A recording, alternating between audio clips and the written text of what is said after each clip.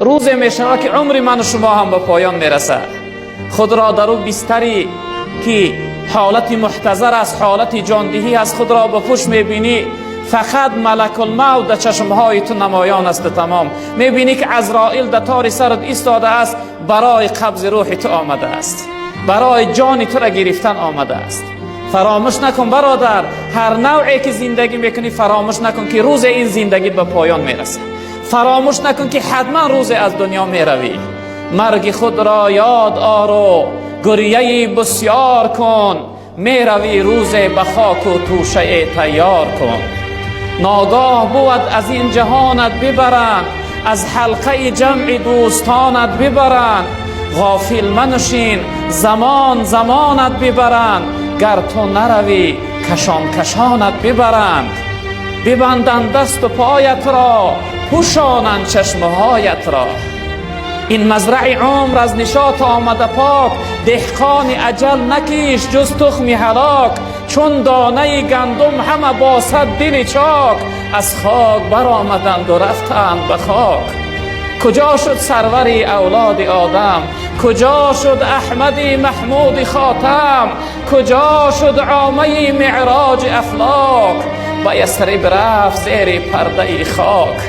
اگر دنیا به کس پاینده می بود، محمد تا به این دم زنده می بود. اگر دنیا به کس می کرد وفایی، نمی کرد از آن حضرت جدایی.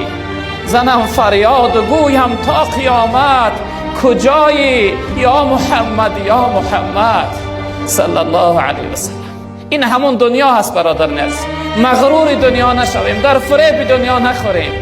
ما و شما بنده رمضان نیستیم، ما بنده الله رب العالمین هستیم.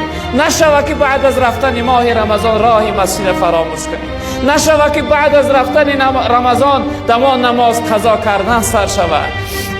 نشوه که بعد از رفتن رمضان، بعد از اینکه خداوند ما را پاکیزه از گناه کرد، دوباره خود را آلوده و بدبخت رسوا بگردانیم. برادران عزیز و بزرگوار، این تعلیمات پیغمبر بزرگوار برای ما باید یک درس بزرگی باشه. زندگی بکن، هر نوع میخواهی زندگی بکن، اما فراموش نکن که روز زندگی تو به پایان میرسه. زندگی تو ادا میشه و تمام میشه. این دنیا را پسی سرگ میکنی، ترک میکنی، به سوی لقای پروردگار، به سوی دیدار پروردگار، به سوی محضر رب العالمین برای جواب گفتن حتما بازگشت میکنی. و پیغمبر بزرگوار گفتن، حضرت جبرئیل علیه السلام فرمودن و عمل ما و احبب من شئت فانک مفارقه.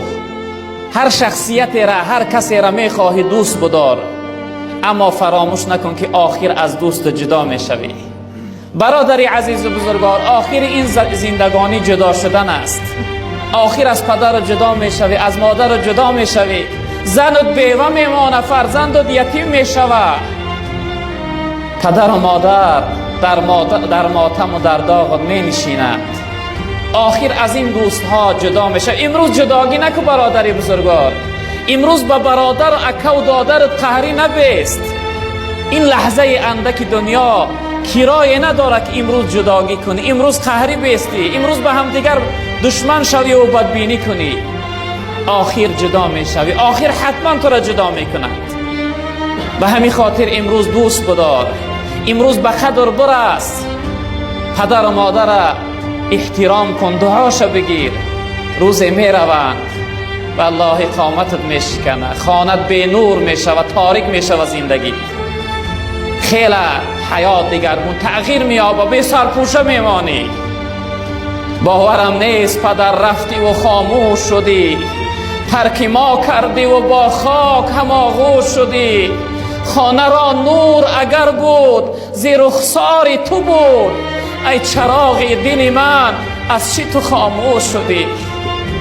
بهار آمد نیامد بوی مادر، شدم پزمان چشم و روی مادر. نمی ارزد هزاران نوده گل با یک تاری سفید موی مادر. برادر بزرگوار، به قدرش برست که نمی آبیش. والله قسم ده آرزو مثل من بر این می سوزی، می خواهی که یک بار پیداش کنه. ای پدر جان بگوی دیگر نمی آبیش. میخواهی جای تنهایی باشی یک فریاد کنی